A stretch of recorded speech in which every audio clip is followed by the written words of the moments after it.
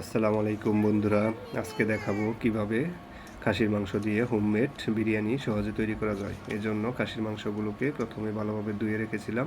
এরপর এখানে বিরিয়ানি মশলা এবং গরম মশলা ও পেঁয়াজ বেরেস্তা দিয়ে ভালোভাবে মেখে কিছুক্ষণ ম্যারিনেট করে এরপর চুলায় কষিয়ে নিচ্ছি।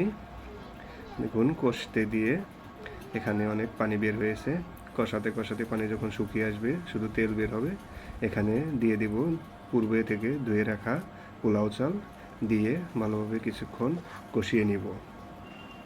সাথে 3টা আলু দিয়েছিলাম একটু স্বাদ আনার জন্য, দিয়ে দিলাম কয়েকটা কাঁচামরিচ। এরপর এগুলোকে ভালোভাবে চালগুলোকে কষিয়ে দিয়ে দিচ্ছি মেপে রাখা পানি। যতটুকু চাল তার দ্বিগুণ পানি দিতে হবে। দিয়ে ভালোভাবে মিশিয়ে কিছুক্ষণ দমে রেখেছিলাম। এরপর দেখেন মোটামুটি হয়ে এসেছে। এখন দিয়ে দিচ্ছি পেঁয়াজ বেরেস্তা এবং হোমমেড ঘি। এই ঘিটা আমি বাসায় দুধের সর থেকে নিজেই তৈরি করেছি।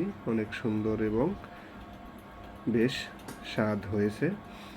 দিয়ে দিলাম ঘি, দিয়ে কিছুক্ষণ 5-7 মিনিট দমে রেখে দেব। এরপর পরিবেশন করব। দেখতেই পাচ্ছেন কি সুন্দর ঝরঝরে এবং সুন্দর কালার হয়েছে। খেতেও বেশ দারুণ হয়েছিল। সবাই অনেক মজা করে খেয়েছে। সাবস্ক্রাইব করে পাশে থাকবেন।